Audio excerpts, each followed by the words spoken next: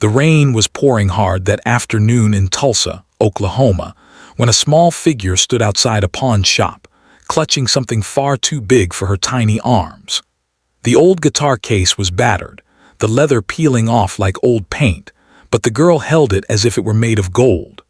Her name was Lily Harper, 9 years old, wearing her father's faded denim jacket that hung off her shoulders like a memory she refused to let go.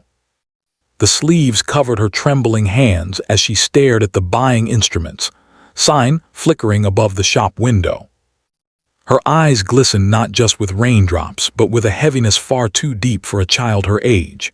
Inside that case was the last thing she had of her father, a 1968 Gibson Les Paul, the one he used to play every night before tucking her in. That guitar was his heart, his voice, his soul.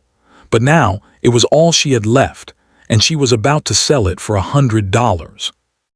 Before we continue this emotional journey, make sure to like, comment, and subscribe to Kindness Universe, where true stories of humanity and hope remind us that kindness still exists in this world.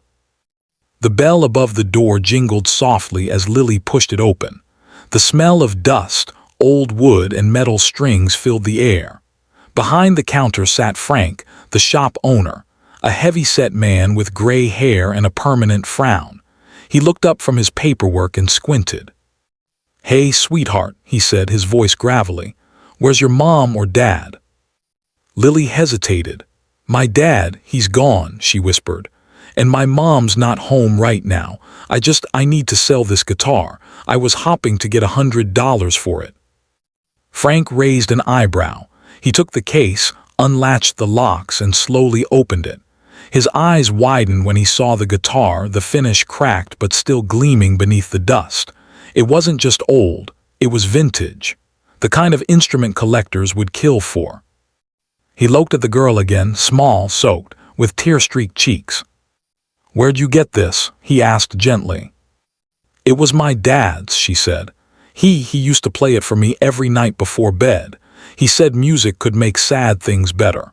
But," her voice trembled, "I need money for Mom. She's been really sad since Dad died, and I want to help her pay the bills." Frank sighed, his heart breaking a little. He knew that look, that desperate innocence that only comes from love. "Tell you what," he said softly, "I'll hold on to it for a bit. You come back with your mom and we'll figure something out, okay?" But Lily shook her head. "Please, sir, I really need the money today." Before Frank could respond, a black SUV pulled up outside. A man in a dark hoodie, sunglasses, and long hair stepped out.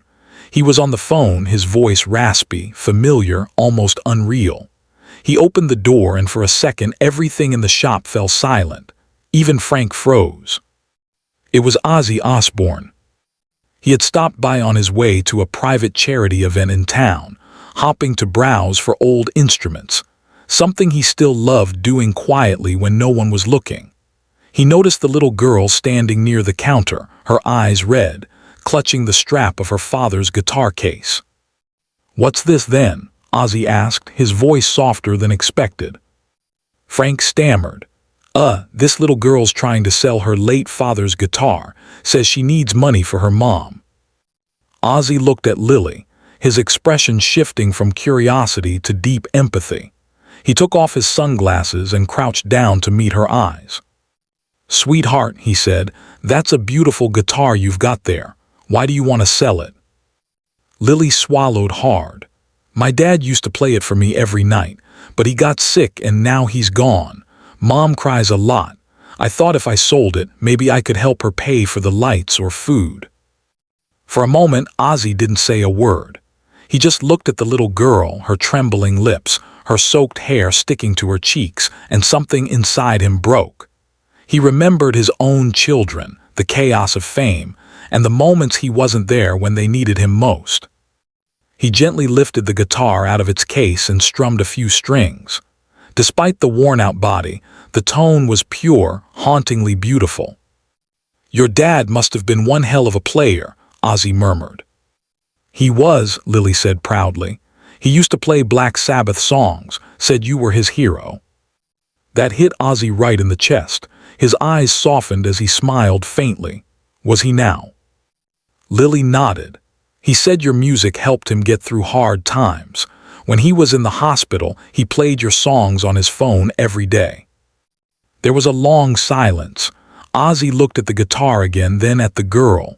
Slowly, he closed the case, stood up, and turned to Frank. "Don't sell this," he said firmly. "It's not for sale." Frank hesitated. "Of course, Mr. Osbourne, but she—" "I'll handle it," Ozzy said, taking out his wallet. He pulled out a few $100 bills, more than Lily had ever seen in her life. "Here, sweetheart," he said, kneeling again. "This is for you and your mom. You keep your dad's guitar. It's part of him. Don't ever let it go." Lily's eyes widened. "But I can't take your money, sir." Ozzy smiled gently. "It's not charity, love. It's kindness. Your dad gave the world music, and you're giving love to your mum. I'm just passing it forward." He placed the money in her small hands and zipped up the guitar case. "Promise me something," he said. "When you're ready, you learn to play it. Keep his music alive." Tears welled in Lily's eyes as she nodded. "I promise." Ozzy gave her a soft hug, whispering, "Your dad would be proud of you." Then he turned to leave, but before stepping out into the rain, he paused. "Hey, Frank," he said over his shoulder. "Send me the girl's address later. I've got an idea." A few weeks passed. Lily returned home from school one afternoon to find a large package waiting on the porch. Her mother, Sarah, looked confused as she read the name on the tag, from Ozzy Osbourne. When they opened it, Sarah gasped. Inside was a brand new electric guitar, a full set of studio headphones, and a handwritten note. "Dear Lily, your dad's music lives on through you. I've arranged for you to have free lessons with one of my friends in LA when you're ready. Keep learning, keep loving. The world needs your song. Love, Ozzy." Sarah broke down, holding Lily close as tears of gratitude streamed down her face. For the first time in months, their little home wasn't filled with silence or sorrow. It was filled with music again. Every evening, Lily sat on her bed, her father's guitar in her lap, strumming softly as the sun dipped below the horizon. The notes seemed to carry his spirit, warm, steady, eternal. Over time, Lily's story spread online. Fans everywhere shared the tale of Ozzy Osbourne's unexpected kindness to a little girl who only wanted to help her mom. The story reached millions, touching hearts across the world. People began donating instruments to children who had lost parents, starting what became known as the Play It Forward campaign, inspired by Lily and Ozzy's moment of compassion. Years later, at the age of 16, Lily Harper stepped onto a stage in Los Angeles with trembling hands and a heart full of memories. She wore her father's denim jacket and held the same 1968 Gibson Les Paul he once played. In front of thousands, she began to sing a song she wrote herself, a song about loss, love, and legacy. As she sang, she saw Ozzy standing near the stage, smiling proudly, tears glinting in his eyes. If this story touched your heart, don't forget to like, comment, and subscribe to Kindness Universe, where stories like these remind us that even the smallest act of kindness can change a life forever. When the final note faded, Lily looked up toward the sky, whispering softly, "This one's for you, Dad." And for a moment, it felt like he was right there, smiling, listening, and strumming along. Because sometimes, music doesn't just fill the silence, it heals it. And kindness, when shared, becomes the most beautiful song of all.